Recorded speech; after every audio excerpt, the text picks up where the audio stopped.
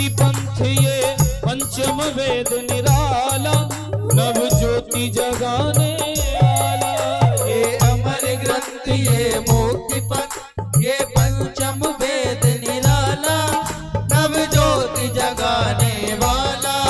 ये अमर ग्रंथ ये मुक्ति पापों को मिटाने वाला, हरिदर्श कराने वाला।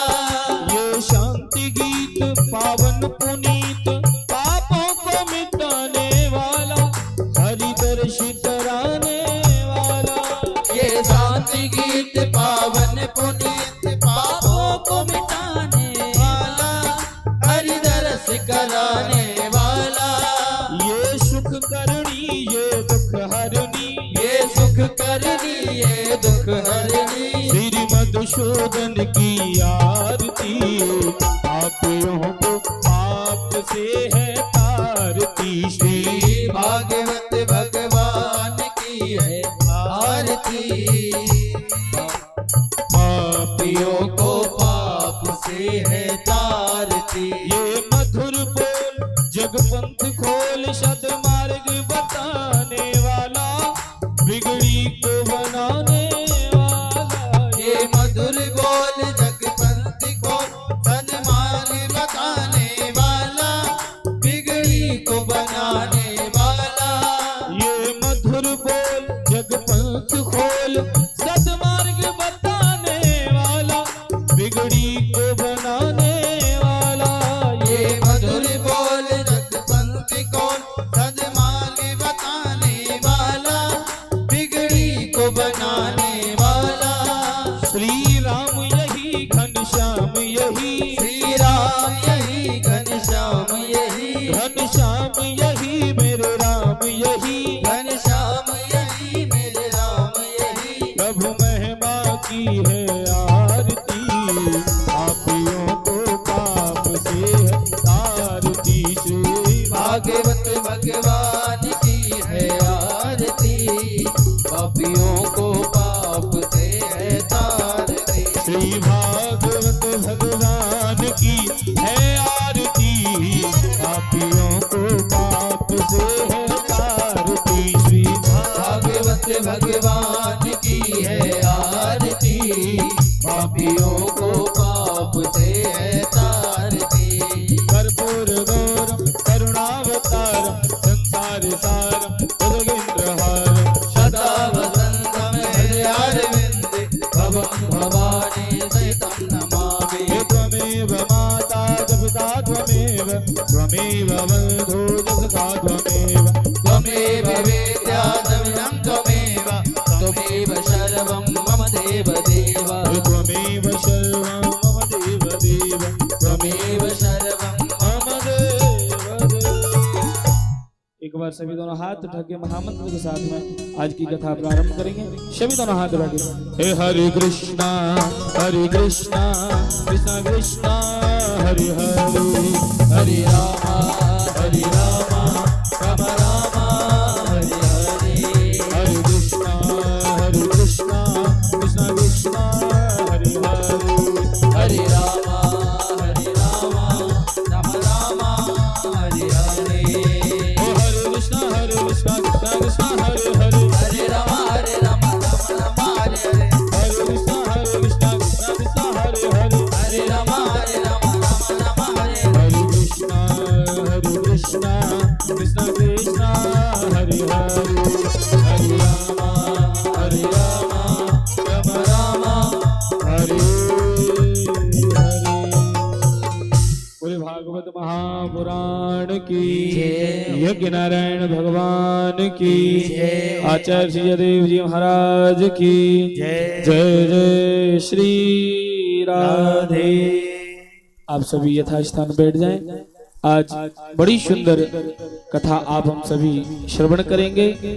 आज बाल कृष्ण लाल के प्राकट्य उत्सव को आप हम सभी बड़े ही धूमधाम से मनाएंगे।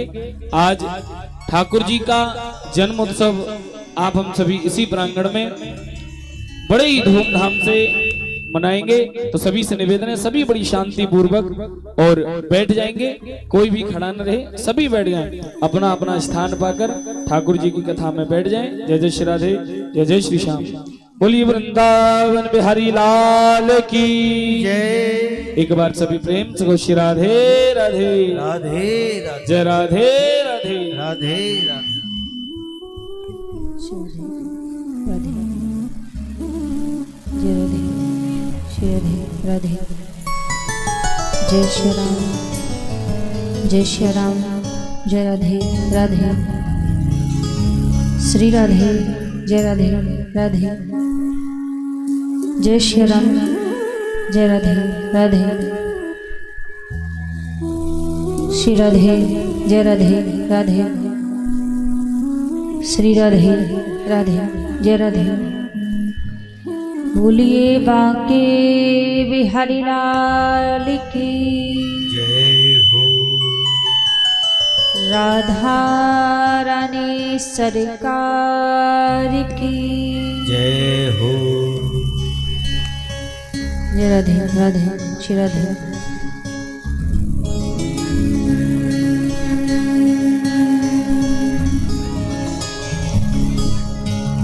हरि ओम।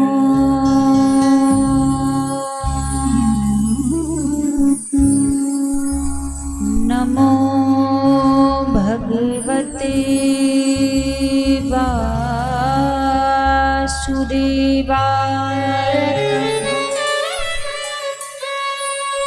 स्वस्ति श्री गणेशाय नमः।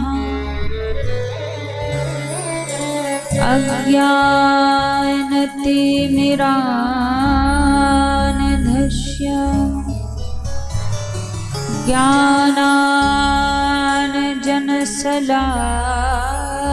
ज्ञानाञ्जनशलाकया चक्षुरुन्मीलितं येन तस्मै श्री गुरुवे नमः।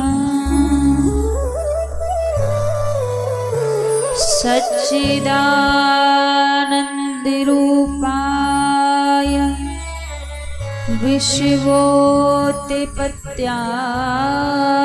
विश्वोत्पत्त्यादिहेतवे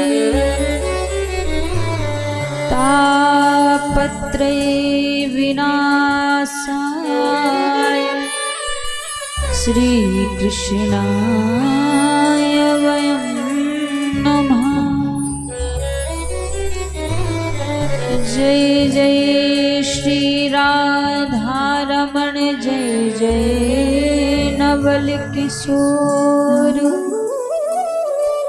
जय गोपी चित चोर प्रभु जय जय माखन चोर।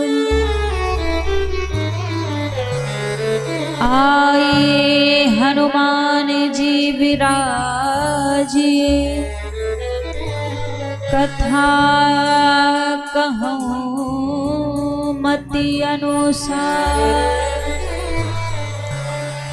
प्रेम सहित आसन लगो विराजिए पवन कुमार। ब्रजलता तरु बैठिके पल भरे करो विश्राम। ब्रज रज मुख में डारी के सब बोलो राधे श्याम।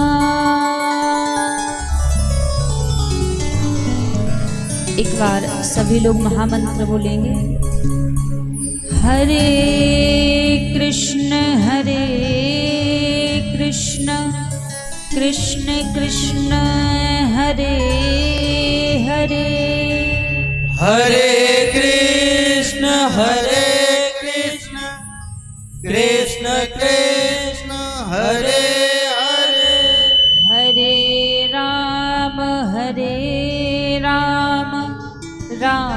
राम हरे हरे हरे राम राम राम हरे हरे। बोलिए बांके बिहारी लाल की जय हो, राधा रानी सरकार की जय हो, हनुमान जी महाराज की जय हो, यज्ञ नारायण भगवान की जय हो।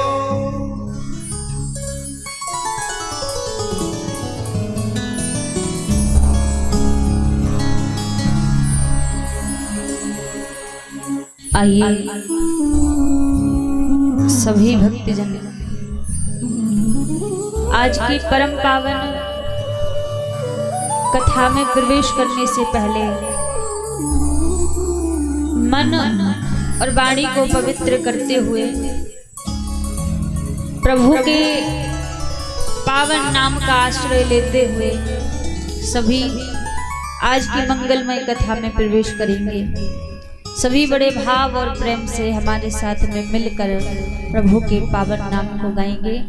सभी अपने मन को श्रीधाम वृंदावन की ओर ले जाते हुए प्रभु के नाम को गुनगुनाएंगे। जरा चल के वृंदावन देखो। दूर दूर से भक्त वृंदावन जाते हैं। वृंदावन में उनको मिलता क्या है, किस चीज की खोज करने के लिए वृंदावन जाते हैं? कुछ तो वहां पर मिलता होगा ना। इस भाव में कहा है कि वृंदावन में जाके क्या मिलता है। सभी मिलकर कहेंगे, ओ जरा चल के वृंदावन देखो, जरा चल के वृंदावन देखो, श्याम बंसी बजाते मिलेंगे। जरा चल के वृंदावन देखो, श्याम बंसी बजाते मिलेंगे। जरा चल के वृंदावन देखो, श्याम बंसी बजाते मिलेंगे। जरा चल के वृंदावन देखो, श्याम बंसी बजाते मिलेंगे। झूला झूलती मिलेगी राधा रानी, झूला झूल रही होगी राधा रानी। झूला झूलती मिलेगी राधा रानी। ये झूला झूलती मिलेगी राधा रानी। श्याम झूला झूलाते मिलेंगे। ओ श्याम झूला झूलाती मिलेंगे। जरा चल के वृंदावन देखो, श्याम बंसी बजाते मिलेंगे। जरा चल के वृंदावन देखो, श्याम बंसी बजाते मिलेंगे। जरा चल के वृंदावन देखो, श्याम बंसी बजाते मिलेंगे।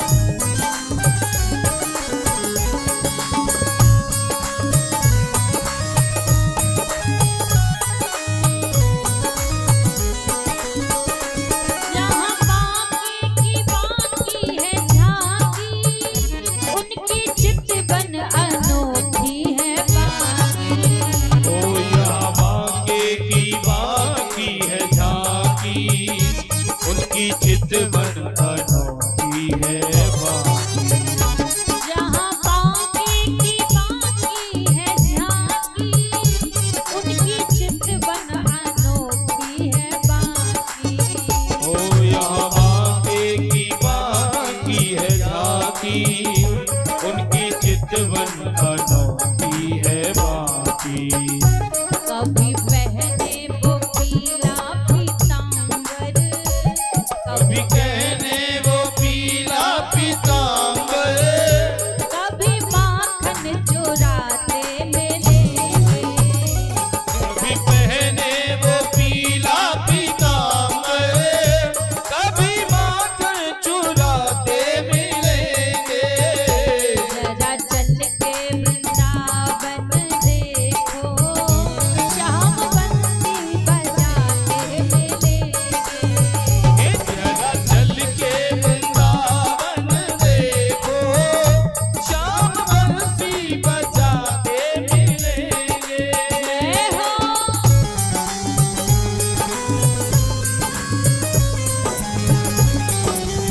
वृंदावन बिहारी राम की सारी सेवा करते हुए सभी।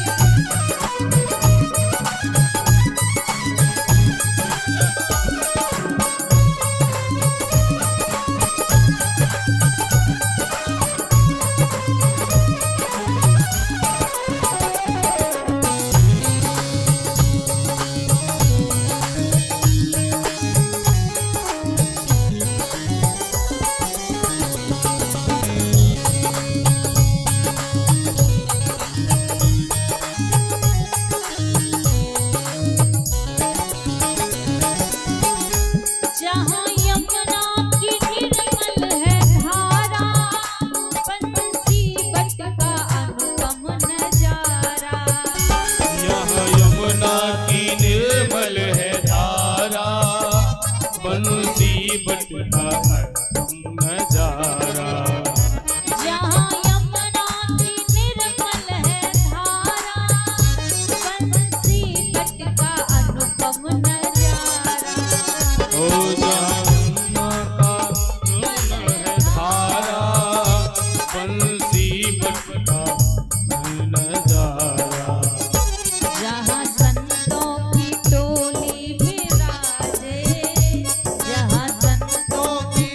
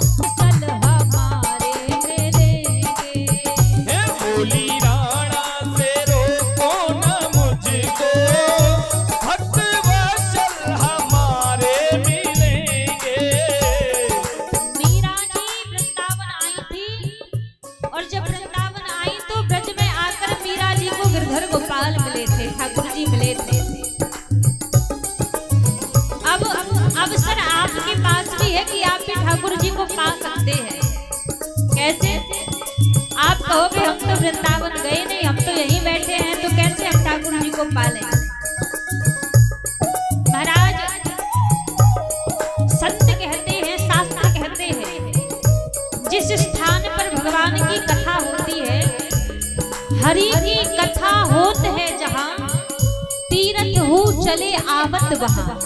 जहाँ पर भगवान की कथा होती है वहाँ पर सारे तीर्थ धाम आकर निवास करते हैं। जब सारे तीर्थ निवास कर रहे हैं तो संभव सी बात है कि वृंदावन भी आया हुआ है। जब वृंदावन आया है तभी तो यहाँ हरि की कथा चल रही है। तो आप ऐसा भाव मत लाइए कि आप अपने गांव में बैठे हैं, अपने नगर में बैठे हैं। मन में यही भाव सोचें कि हम वृंदावन की भूमि में ही बैठे हैं। और जब वृंदावन की भूमि में बैठे हैं ना, तो वृंदावन कैसा भाव भी होना चाहिए, वृंदावन कैसा आनंद भी यहाँ पर होना चाहिए, लगना चाहिए कि ब्रज में बैठे हैं। एक बार दोनों हाथ ऊपर खड़े करेंगे, सभी मिलकर सीधे सीधे हाथ करेंगे। और किसी किसी को लग रहा है कि आज कथा का 5वां दिन है महाराज, ठाकुर जी का अनुभव किसी को हुआ है, उनकी भक्ति का अनुभव हुआ है। यदि हुआ है तो दोनों हाथ ऊपर खड़े करके कहिए, सीधे सीधे हाथ। जरा चल के वृंदावन देखो, श्याम बंसी बजाते मिलेंगे। जरा चल के वृंदावन देखो, श्याम बंसी बजाते मिलेंगे। जरा चल के वृंदावन देखो, श्याम बंसी बजाते मिलेंगे। जरा चल के वृंदावन देखो, श्याम बंसी बजाते मिलेंगे। जरा चल के वृंदावन देखो, श्याम बंसी बजाते मिलेंगे। जरा चल के वृंदावन देखो, श्याम बंसी बजाते मिलेंगे। ऐसे नहीं, ऐसे नहीं। हमारे वृंदावन में एक ही सरकार चलती है और एक ही नाम गूंजता है हमारे पूरे वृंदावन में। आपको पता है कौन सा नाम गूंजता है? कौन सा नाम? नहीं पता? आपके यहाँ पर यदि टप्पू रिक्शा वाला कोई रास्ते से जा रहा होगा ना, तो आप उससे कहोगे भैया साइड में हो जाओ, रास्ता दे दो, हट जाओ। लेकिन हमारे वृंदावन में ऐसे नहीं बोलते। हमारे वृंदावन में सामने कोई टप्पू रिक्शा वाला भी जा रहा होगा ना, तो उसको हटने के लिए इशारे से क्या कहेंगे? अरे भैया राधे राधे, राधे राधे बोल के साइड में हो जाओ। तो एक ही नाम हमारे पूरे वृंदावन में गूंजता है। एक बार हो जाए तो हाथ ऊपर खड़े करके जय राधे राधे,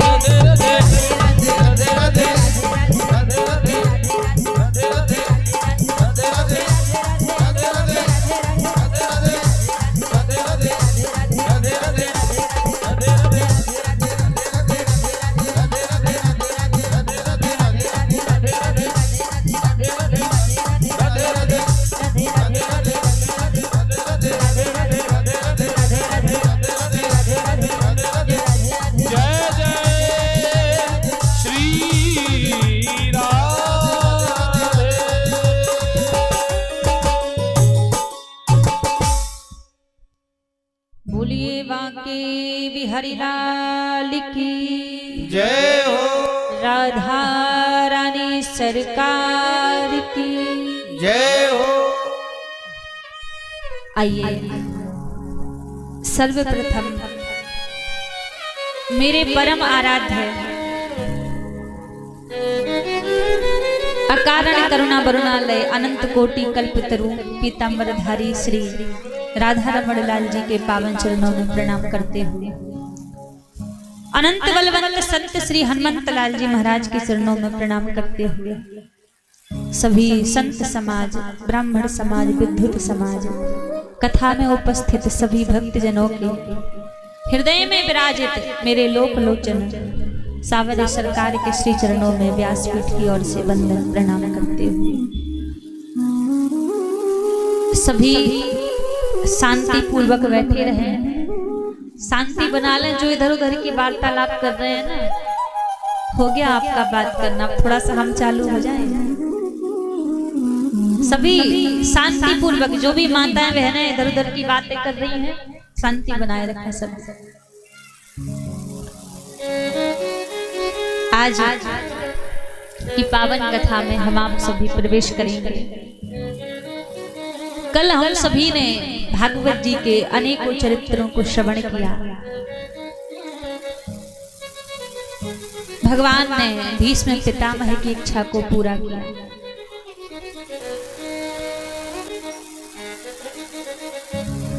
अर्जुन के ऊपर प्रभु ने कृपा की। कई प्रसंगों को हम आप सभी ने कल श्रवण किया। सुखदेव जी महाराज राजा परीक्षित को कथा सुना रहे हैं। सुखदेव जी ने राजा परीक्षित से पूछा, राजन, मैंने सुना है आप भी बड़े ज्ञानी हैं, विद्वान हैं। आप एक बात मुझे बताइए कि भगवान जल्दी किसको मिलते हैं? जब राजा परीक्षित से सुखदेव जी ने पूछा कि भगवान किसको जल्दी मिलते हैं, राजा परीक्षित ने जवाब दिया, भगवान जो व्यक्ति पवित्रता के साथ रहता होगा, 4 बार स्नान करता होगा, भगवान उससे जल्दी मिलते होंगे। सुखदेव जी ने कहा, राजन, यदि भगवान 4 बार स्नान करना देखते तो वो मछली तो जल में ही रहती है, उसको कब के मिल जाते। भगवान किसी का 4 बार स्नान करना नहीं देखते।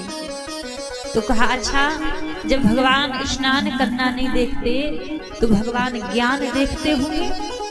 जो ज्यादा ज्ञानी होगा भगवान उसे मिलते होंगे।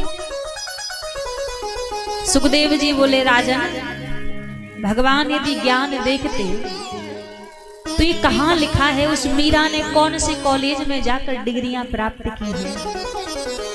मीरा की बात छोड़ दो, गजेंद्र वो तो एक हाथी था, उसने कहां से ज्ञान अर्जित कर लिया, कहां से ज्ञान प्राप्त कर लिया, भगवान उसको मिले। कहा, भगवान किसी का ज्ञान नहीं देखते। तो कहा, जब भगवान ज्ञान नहीं देखते तो भगवान आयु देखते होंगे। सुखदेव जी ने कहा, राजन, यदि भगवान आयु देखते तो वो ध्रुव तो 5 वर्ष का बालक था, भगवान ने ध्रुव के ऊपर कृपा की। तो कहा, भगवान जब आयु नहीं देखते तो महाराज भगवान जात बिरादरी तो देखते होंगे। जो ऊंचे कुल का होगा, ऊंचे वर्ण का होगा, भगवान उससे मिलते होंगे। सुखदेव जी ने कहा, राजन, भगवान यदि जात बिरादरी देखते तो विदुर तो दासी का पुत्र था, भगवान ने विदुर के घर जाकर केले के छिलकों का भोग लगाया। महाराज भगवान नाप का ज्ञान देखते हैं, नाप की जात बिरादरी देखते हैं। भगवान यदि कुछ देखते हैं तो आपके हृदय का प्रेम देखते हैं। मोहन प्रेम बिना नहीं मिलते, चाहे कोटिन करो उपाय, मिले ना पंडित को ज्ञानी को, मिले ना ध्यान लगाए। 2.5 अक्षर प्रेम पड़े जो, तुरंत प्रगट है जाए। मोहन प्रेम बिना नहीं मिलते। भगवान केवल देखते हैं तो आपके हृदय का प्रेम देखते हैं। परीक्षित ने कहा, गुरुदेव, आपने जो विदुर जी का नाम लिया, आप मुझे बताइए भगवान ने विदुर के ऊपर कैसे कृपा की? विदुर जी की कथा प्रसंग सुखदेव जी महाराज राजा परीक्षित को सुना रहे हैं कि कैसे भगवान ने विदुर के ऊपर कृपा की। जिस समय कौरव पांडवों का युद्ध चल रहा था, उस समय विदुर जी हस्तिनापुर के राजमंत्री थे। एक दिन धृतराष्ट्र को समझा रहे थे कि आप पांडवों के साथ अन्याय मत करो, उनका जो अधिकार बनता है उनको आप प्रदान कर दो। इतने में दुर्योधन ने देख लिया। दुर्योधन कह रहा है, तुम मेरे पिता को मेरे खिलाफ भड़का रहे हो, मंत्री पद से हटा दिया। हस्तिनापुर के बाहर एक झोपड़ी बना के विदुर जी रहने लगे। अब एक दिन क्या हुआ, विदुर जी विदुरानी के पास आए, झोपड़ी में आए और बोले, देवी आपको पता है आज पूरी हस्तिनापुर दुल्हन की तरह सजाई जा रही है। विदुरानी ने कहा, क्यों, ऐसा क्या विशेष आयोजन है? विदुर जी ने कहा, देवी आज द्वारिकाधीश शांति दूत बनकर आने वाले हैं, इसलिए पूरी हस्तिनापुर सजाई जा रही है। विदुरानी उदास हो गई, कहा, आप कैसे भगवान के दर्शन करोगे? आप मंत्री तो रहे नहीं, वहां तो हजारों लोगों की भीड़ होगी। हजारों लोगों की भीड़ में कैसे आप भगवान को देखोगे? यहाँ पर देखिए महाराज, विदुर जी ने बड़ा सुंदर उत्तर दिया। विदुर जी ने कहा, यदि हम भगवान को नहीं देख पाएंगे कोई बड़ी बात नहीं है, भगवान को हमें देख लेंगे ना। आपसे एक बात कहें, आप जब मंदिर जाओ, किसी तीर्थ धाम पर जाओ, ये भाव लेकर मत जाओ कि मैं भगवान को देख लूं। हम भले ही भगवान को ना देख पाए, भाव ये लेकर जाओ कि एक बार उनकी नजर हमारे ऊपर पड़ जाए, वो हमें देख ले। हम उनको देखेंगे तो हमारे देखने से बात नहीं बनेगी, काम नहीं बनेगा, लेकिन वो हमें देख ले, उनकी नजर हमारे ऊपर पड़ जाए, सोई कल्याण हो जाना है। ये भाव रखा करो कि एक बार मेरे प्रभु की मेरे ऊपर नजर पड़ जाए, मेरे प्रभु मुझे देख ले। विदुर जी ने कहा, कोई बात नहीं, हम नहीं देख पाएंगे, वो तो हमें देख लेंगे ना। आज भगवान शांति दूत बनकर आए हैं, हजारों लोगों की भीड़ लगी है, सबसे पीछे विदुर जी खड़े हैं। भगवान चारों तरफ देख रहे हैं और जैसे ठाकुर जी की नजर विदुर जी के ऊपर पड़ी, विदुर जी को देखकर ठाकुर जी मुस्कुराने लगे। दुर्योधन की सभा में पहुंचे। अब जैसे दुर्योधन की सभा में पहुंचे, यहाँ वार्तालाप चल रही है। जैसी वार्तालाप चल रही थी महाराज, हजारों लोग सभा में बैठे हैं, विदुर जी भी बैठे हैं उसी सभा में। दुर्योधन कहने लगा, प्रभु ये सारी बातें तो बाद में हो जाएंगी। मेरी माँ गांधारी ने अपने हाथों से 56 प्रकार का व्यंजन बनाया है, भोजन बनाए हैं, पहले आप भोजन कर लीजिए, उसके बाद ही बातें होती रहेंगी। भगवान क्या बोले दुर्योधन से, मित्र मैं आपके यहाँ भोजन नहीं कर सकता। क्यों? क्योंकि मेरा तो पहले से कहीं और निमंत्रण है। दुर्योधन बोला, अभी अभी तो आप यहाँ पर आए हैं और निमंत्रण भी ले लिया। भगवान बोले, यहाँ निमंत्रण नहीं आया। जब मैं द्वारिकापुरी में था तब विदुर काका के घर से मेरे यहाँ निमंत्रण गया था।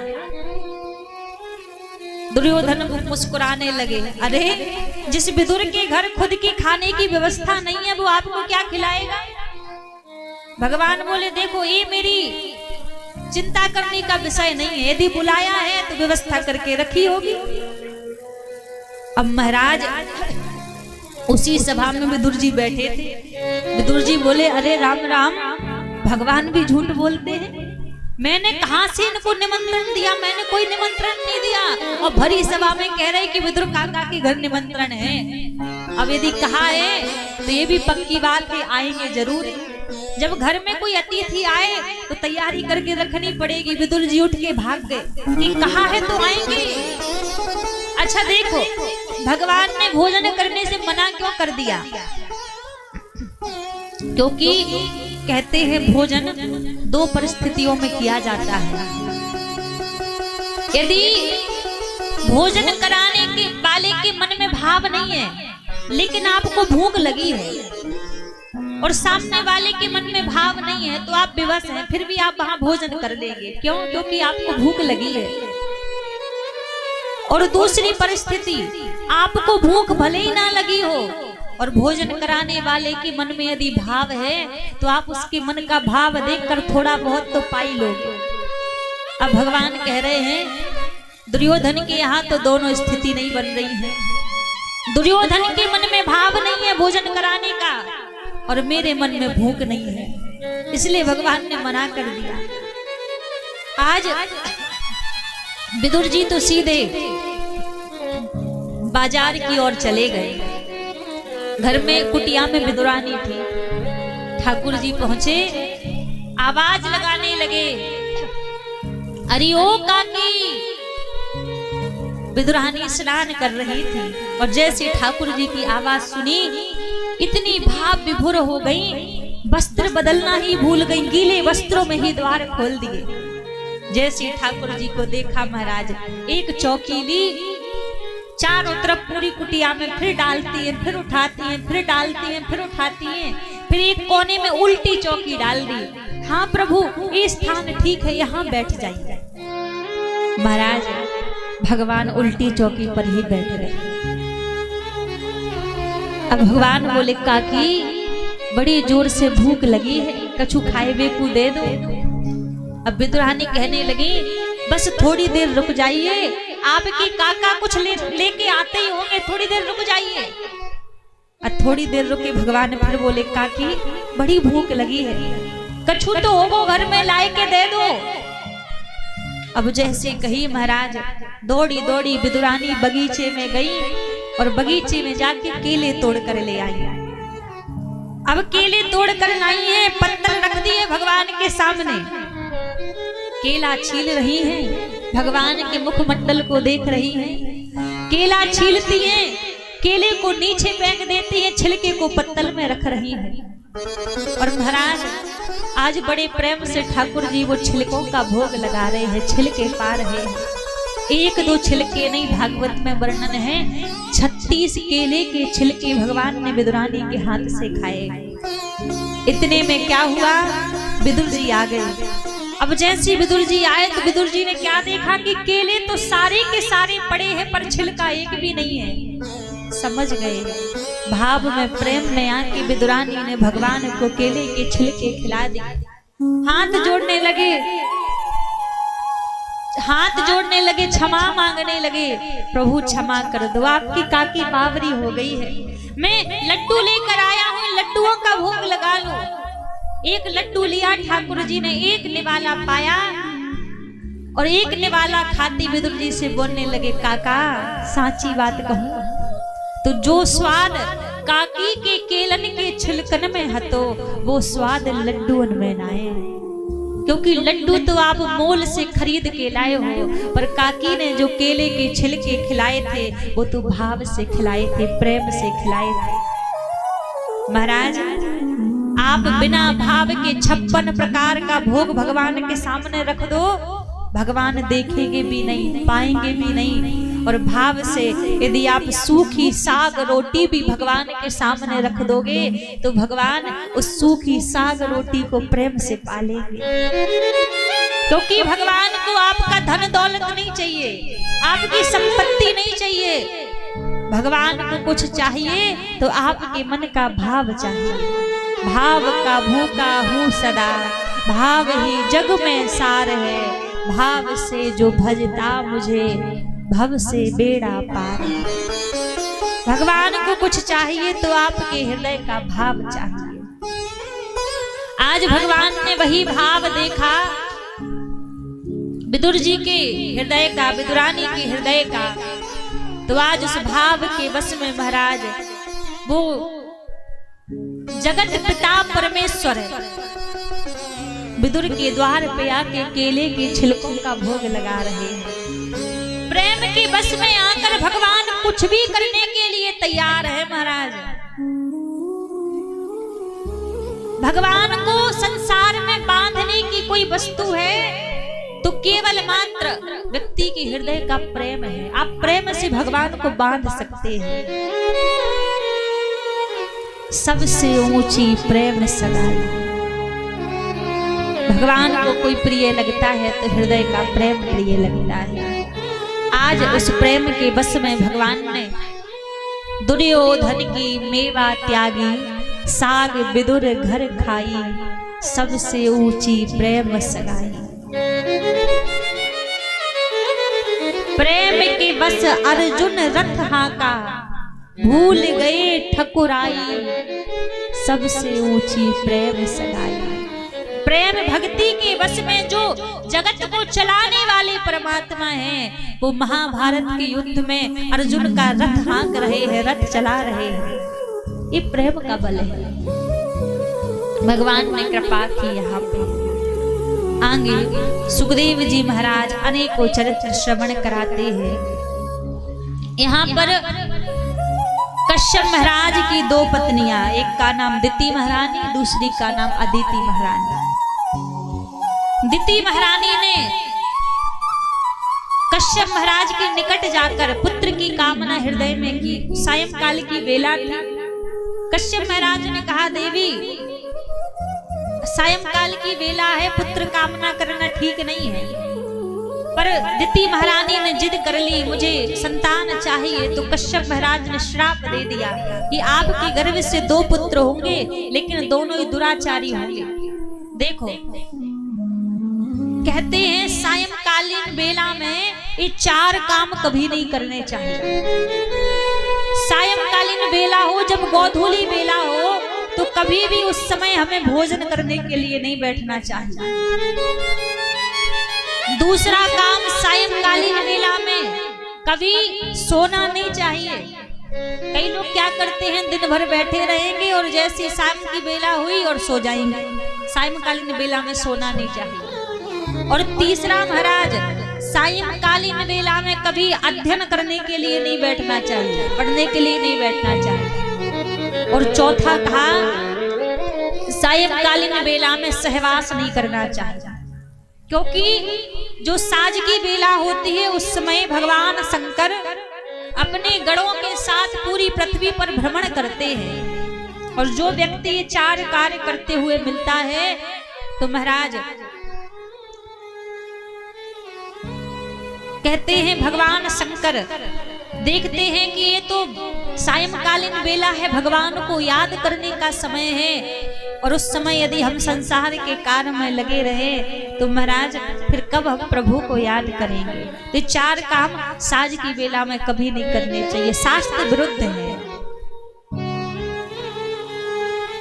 कश्यप महाराज ने श्राप दिया कि 2 पुत्र होंगे आपके यहाँ, लेकिन दोनों ही दुराचारी होंगे। दिति महारानी गर्भ से हुई। जब ये गर्भ से हुई महाराज, तो इनके गर्भ में कोई साधारण पुत्र नहीं है। भगवान नारायण के निज पार्षद जय और विजय, जो सनत कुमारों के श्राप से 3 जन्म के लिए राक्षस बन गए थे, तो वही इनके गर्भ में आए हैं। यहाँ पर भगवान ने ब्रह्मा जी से कहा कि आप सृष्टि की रचना करो। ब्रह्मा जी को आदेश किया प्रभु ने। तब महाराज पृथ्वी तो जल में डूबी थी, तो ब्रह्मा जी और सारे देवता भगवान से प्रार्थना करते हैं, प्रभु पहले पृथ्वी जल से बाहर आए तब तो संसार की रचना हो। उसी समय ब्रह्मा जी को छींक आई और ब्रह्मा जी की छींक के द्वारा 12 का बालक उत्पन्न हुआ। 12 भगवान का अवतार हुआ और 12 भगवान अवतार लेकर सीधे समुद्र के किनारे चले गए। अब यहाँ पर दिति महारानी के गर्भ से 2 पुत्रों ने जन्म लिया। एक का नाम हिरण्याक्ष पड़ा और दूसरे का नाम हिरण्यकश्यपु पड़ा। दोनों बड़े दुष्ट प्रवृत्ति के। एक दिन क्या हुआ, हिरण्याक्ष आकाश मार्ग से जा रहा था, तभी सामने से नारद जी आ रहे थे। तो नारद जी से कहने लगा, मेरे साथ युद्ध करो, मेरे मन में युद्ध करने की कामना है। नारद जी बोले, महाराज मैं कहाँ साधु ठहरा, मैं कहाँ लड़ाई झगड़ा करूं, मुझे युद्ध करना नहीं आता। अच्छा, यदि तुम्हें युद्ध करना है तो समुद्र के किनारे चले जाओ, वहां से एक 12 का बालक पृथ्वी को लेकर आ रहा होगा, उसके संग में युद्ध करना। कभी दोबारा युद्ध करने की कामना हृदय में नहीं आएगी। हिरण्याक्ष ने ऐसा ही किया, समुद्र के किनारे चला गया और समुद्र के किनारे जाके 12 भगवान के संग में युद्ध करने लगा। जब युद्ध किया महाराज, तो 12 भगवान ने आज हिरण्याक्ष का वध कर दिया, हिरण्याक्ष को मार दिया। जब हिरण्याक्ष का वध किया तो महाराज ये सारा दृश्य पृथ्वी महारानी देख रही थी। जब पृथ्वी महारानी ने सारा दृश्य देखा तो पृथ्वी के मन में अहंकार आ गया। पृथ्वी को लगा कि मेरे बिना भगवान का काम नहीं बनता। आज सृष्टि की रचना करनी थी तो पहले मुझे लेने के लिए आ गए। लेकिन कहते हैं ना, जहां मान तहां राम नहीं। जहां अभिमान हो जाए वहां भगवान थोड़ी ना रहता है। 12 भगवान ने पृथ्वी महारानी को लिया और वृंदावन की भूमि में जाकर ले गए और वृंदावन की भूमि में अपने लीला स्थली के दर्शन करा रहे हैं। यहाँ मैंने माखन चोरी लीला की, यहाँ बंसी वादन लीला की, सारी लीला स्थली दिखा रहे हैं। अब पृथ्वी महारानी की बुद्धि घूमने लगी। क्यों? क्योंकि अभी संसार बना नहीं है, सृष्टि की रचना नहीं हुई, तो फिर वृंदावन कहाँ से आ गया। पृथ्वी महारानी ने पूछा, अभी तो आपने मुझे स्थापित भी नहीं किया है, तो वृंदावन कहाँ से आ गया। तब 12 भगवान कहते हैं, देवी वृंदावन पृथ्वी में नहीं है। देखो, इस ब्रह्मांड में 2 स्थान ऐसे हैं जो पृथ्वी के ऊपर नहीं है। ध्यान दीजिएगा, 2 स्थान ऐसे हैं जो पृथ्वी के ऊपर नहीं है। एक तो काशी नगरी है, काशी नगरी पृथ्वी के ऊपर नहीं है। काशी नगरी भगवान महादेव के त्रिशूल के ऊपर है। दूसरा वृंदावन, कहा महाराज वृंदावन भी पृथ्वी में नहीं है, वृंदावन तो साक्षात गोलोक धाम है। क्योंकि 12 भगवान कहने लगे देवी समस्त संसार में प्रलय आ जाता है, लेकिन श्रीधाम वृंदावन में कभी प्रलय नहीं आता।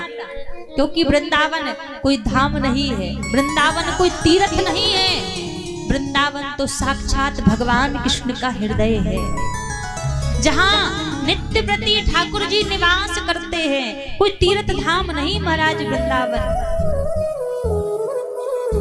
एक बार जब भगवान ने सारे तीर्थों के राजा प्रयागराज को सारे तीर्थों का राजा बना दिया, जब तीर्थों का राजा बना दिया प्रयागराज को, तो प्रयागराज ने एक बैठक बुलाई, एक मीटिंग बुलाई। अब जब मीटिंग बुलाई महाराज, तो क्या हुआ, सारे तीर्थ सारे धाम उस मीटिंग में आए, लेकिन वृंदावन नहीं आया। जब वृंदावन नहीं आया महाराज, तो क्या हुआ, प्रयागराज भगवान के पास पहुंच गए, निवेदन करने लगे, प्रभु ये बताओ आपने मुझे कैसा राजा बनाया है, प्रजा मेरी बात नहीं मानती। भगवान ने कहा क्या बात है, आप ऐसा क्यों कह रहे हैं। प्रयागराज बोले, प्रभु मैंने छोटी सी बैठक रखी थी, उस बैठक में सारे तीर्थ आए, सारे धाम आए, लेकिन एक छोटा सा धाम वृंदावन नहीं आया। तब भगवान प्रयागराज से कहते हैं, प्रयागराज मैंने तुम्हें तीर्थों का राजा बनाया है, अपने घर का राजा नहीं बनाया। वृंदावन कोई तीर्थ धाम नहीं है, वृंदावन तो मेरा घर है। क्योंकि महाराज कहते हैं प्रयागराज हमारे ब्रजमंडल में करते क्या है, श्री राधा रानी के पग पग पर प्रयाग जहां के सब के केली कुंज कोटि कोटि काशी है। यमुना में जगन्नाथ, रेणुका में रामेश्वर, तर तर पे बसत जहां अयोध्या निवासी है। गोपने के द्वार द्वार बद्री केदारनाथ, बसत दास दासी है। स्वर्ग अपवर्ग भला लेकर करेंगे क्या, जानते नहीं हम वृंदावन वासी हैं। महाराज वृंदावन में तीर्थों के राजा प्रयागराज, जहां हमारी श्री राधा रानी एक पग रख दें, अपना एक चरण रख दें, वहां पर एक नहीं कोटि करोड़ों प्रयागराज वहां पर निवास करने लगते हैं। क्योंकि साक्षात घर हमारे ठाकुर जी का श्रीधाम वृंदावन है। अच्छा एक बात बताओ, आप में से कौन कौन वृंदावन गया है, हाथ ऊपर करके दिखाओ जो वृंदावन गए हो। 2-4 लोग ही हैं जो गए हैं, है ना। अच्छा अब ये बताओ, जाना कौन कौन चाहता है वृंदावन, तो हाथ ऊपर करके दिखाओ जो वृंदावन सच में जाना चाहते हैं। देखो हम वृंदावन से आए हैं, हम अपने ठाकुर जी से राधा रानी से आपकी तरफ से अर्जी लगा लेंगे, प्रार्थना कर लेंगे, तो महाराज हो सकता है आपको भी श्री जी बुला ले। तो सच में चाहते हैं कि वृंदावन जाना है, तो आइए मन से सभी लोग वृंदावन की ओर चलेंगे। दोनों हाथ पर खड़े करके सभी जो सच में जाना चाहते हैं, चलो रे मन श्री वृंदावन धाम।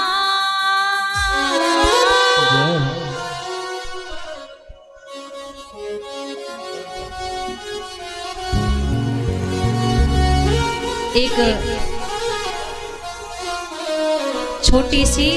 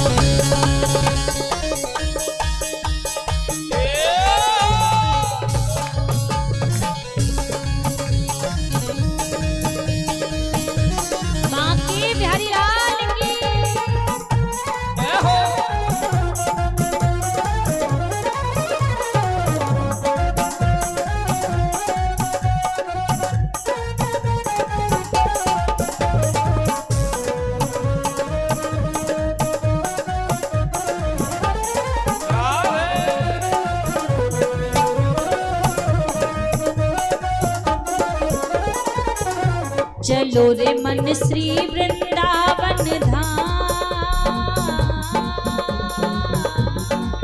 राधे कौन कौन सी धाम वृंदावन चलना चाहता है? अरे मैया हाथ जो चलना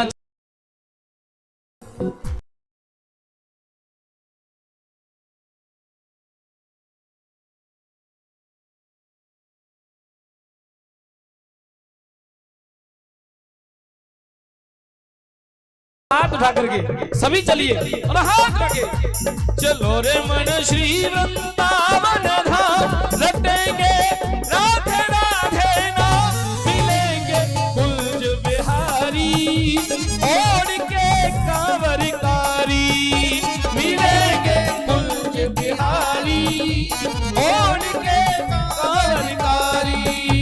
चलो रे मन श्री वृंदावन धाम रटेंगे राधे राधे नाम मिलेंगे कुंज बिहारी ओढ़ के कांवरकारी मिलेंगे कुंज बिहारी ओढ़ के कांवरकारी। चलो रे मन श्री वृंदावन धाम रटेंगे राधे राधे नाम मिलेंगे कुंज बिहारी ओढ़ के कांवरकारी ओ मिलेंगे कुंज बिहारी ओढ़ के कांवरकारी। जय हो।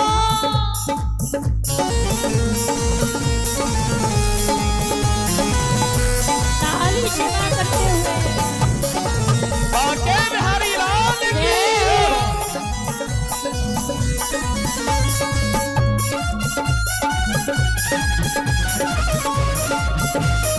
बांके बिहारी लाल की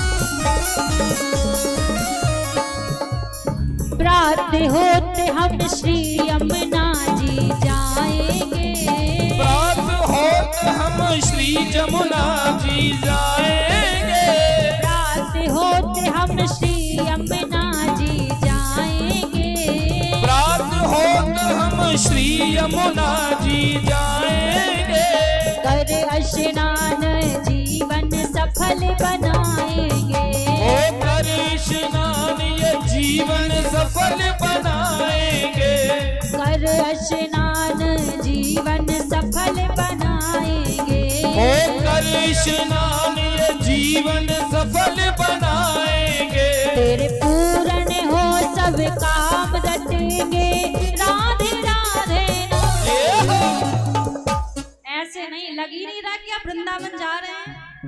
वृंदावन में ऐसे थोड़ी हमारे ब्रज के भक्त रहते हैं, आनंद लेते हैं, झूमते हैं। किशोरी जी के नाम में आप तो ऐसे ही बैठे भैया नाच नहीं रहे हैं तो कम से कम अपने स्थान से ताली बजा लो।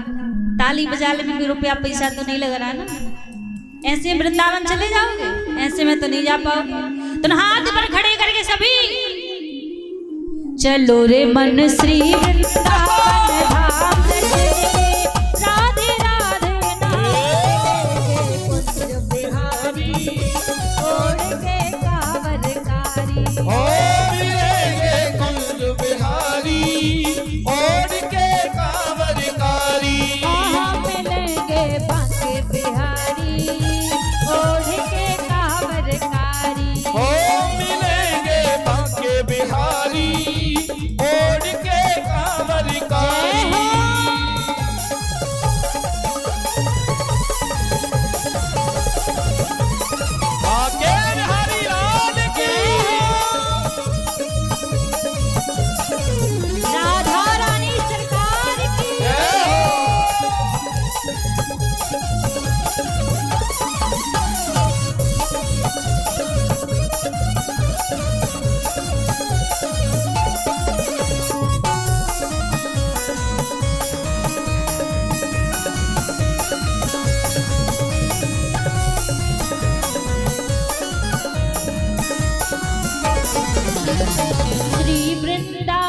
धाम की महिमा न्यारी है।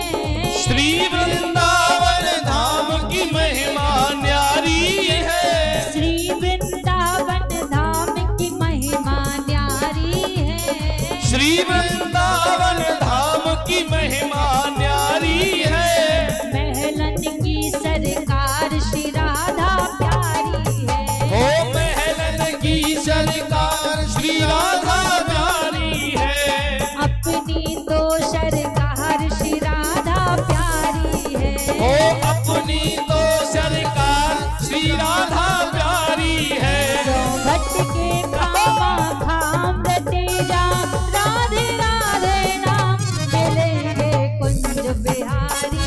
ओढ़ के कांवरकारी ओ मिलेंगे कुंज बिहारी ओढ़ के कांवरकारी। चलो रे मन श्री वृंदावन धाम रटेंगे राधे राधे नाम मिलेंगे कुंज बिहारी। ओढ़ के कांवरकारी ओ मिलेंगे कुंज बिहारी ओढ़ के कांवरकारी। ताली से बात भाटे हरि लाल की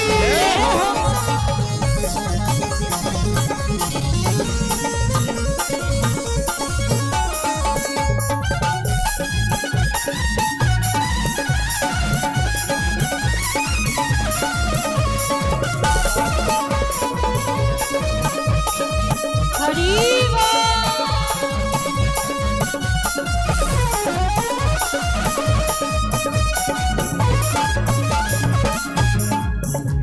श्री वृंदावन धाम श्री बांके बिहारी को। श्री वृंदावन धाम श्री बांके बिहारी को। श्री वृंदावन धाम श्री बांके बिहारी को। श्री वृंदावन धाम श्री बांके बिहारी को। एक टक होत नजर सन बांके बिहारी को। एक टक होत न दर्शन बांके बिहारी को। एक टक होत नजर सन बांके बिहारी को। एक टक होत न दर्शन बांके बिहारी को। तू रट ले आँखों याम पे जा राधे राधे नाम मिलेंगे कुंज बिहारी। जय हो।